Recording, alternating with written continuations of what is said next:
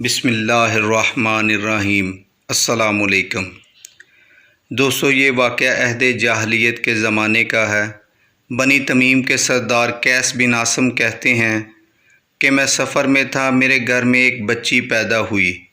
اس زمانے میں بچی کا پیدا ہونا بہت غلط سمجھا جاتا تھا۔ چونکہ میں سفر میں تھا، بیوی نے میرے ڈر سے بچی کو اپنی بہن کے گھر بھیج دیا۔ جب میں سفر سے واپس آیا تو بیوی نے مجھے بتایا کہ ایک مرا ہوا بچہ پیدا ہوا تھا، اور پھر یہ بات آئی گئی ہو گئی۔ 4-5 سال عرصہ گزرنے کے بعد ایک روز میں گھر سے باہر تھا، ماں بچی کو گھر لے آئی۔ اچانک میں بھی گھر آ گیا۔ خوبصورت اور پھول سے چہرے والی بچی دیکھ کر مجھے حیرت اور خوشی ہوئی۔ وہ بچی مجھے اتنی پیاری لگی کہ میں نے اس کو اپنی گود میں بٹھا لیا اور پیار کیا، اور بیوی سے پوچھا یہ کس کی بچی ہے؟ بیوی نے میری آنکھوں میں شفقت اور محبت کا احساس محسوس کر کے سچ بتا دیا کہ یہ ہماری ہی بیٹی ہے، اور پھر اسے سارا واقعہ سنایا۔ میں نے بے اختیار بچی کو گلے لگا لیا، آنکھوں میں خوشی کے آنسو چھلکنے لگے۔ بچی بھی میرے ساتھ خلوص کے ساتھ لپٹ گئی۔ دن گزرتے گئے، گھر میں بہار کا سماں ہو گیا۔ بچی تھوڑی دیر کے لیے بھی میری آنکھوں سے اوجھل ہوتی تو میں بے تاب ہو جاتا۔ چند روز گزرنے کے بعد لوگوں نے مجھے طعنے دینے شروع کر دیے۔ لوگوں کے مسلسل طعنے سننے کے بعد اچانک ایک روز میری جہالت کی رگ پھڑک اٹھی۔ میں نے غیرت کے ہاتھوں مغلوب ہو کر فیصلہ کر لیا، کوئی مرد میرے گھر داماد بن کر آئے، اس لیے میں ذلت کی اس پوٹلی کو دفن کر دیتا ہوں۔ ایک دن میں نے اپنی بیوی سے کہا کہ بچی کو تیار کر دو، میں نے ایک دوست کے ہاں دعوت پر جانا ہے۔ ماں نے نہلا کر بچی کو نئے کپڑے پہنا دیے، اور بچی بھی خوشی خوشی میرے ساتھ چل پڑی۔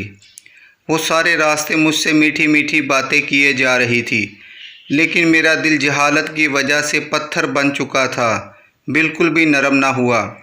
جنگل میں پہنچ کر میں نے گڑھا کھودنا شروع کیا۔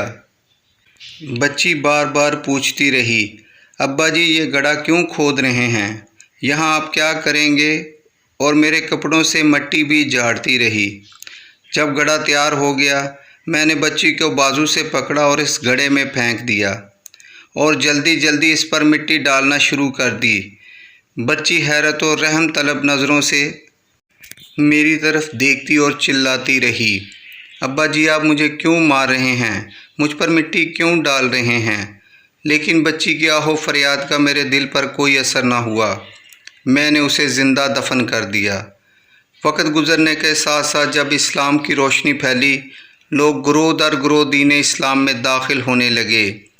ایک دن وہ شخص آپ صلی اللہ علیہ وآلہ وسلم کی خدمت میں حاضر ہوا اور اپنا زمانہ جاہلیت کا قصہ سنایا کہ کس طرح میں نے اس معصوم سی بچی کو زندہ دفن کر دیا۔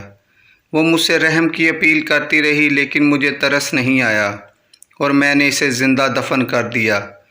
جوں جوں وہ شخص آپ کو واقعہ سناتا جا رہا تھا، آپ صلی اللہ علیہ وآلہ وسلم کی آنکھوں میں آنسو جاری تھے، اور آپ کی داڑھی مبارک آنسوؤں سے تر ہو گئی۔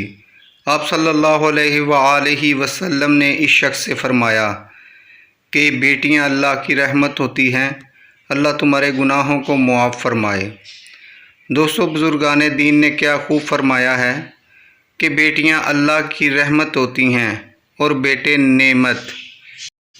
رحمتوں کا حساب نہیں لیا جاتا، مگر نعمتوں کا حساب لیا جائے گا۔ اللہ اکبر۔ اے رب العزت، ہم آپ کی بارگاہ میں مؤدبانہ التجا کرتے ہیں کہ ہماری تمام بیٹیوں کے نصیب اچھے فرما، اور انہیں ہمیشہ خوش و خرم رکھ۔ آمین ثم آمین۔ بات اچھی لگے تو محبت سے چینل کو سبسکرائب کرنا اور بیل کا بٹن دبانا مت بھولیے گا۔ شکریہ۔ السلام علیکم۔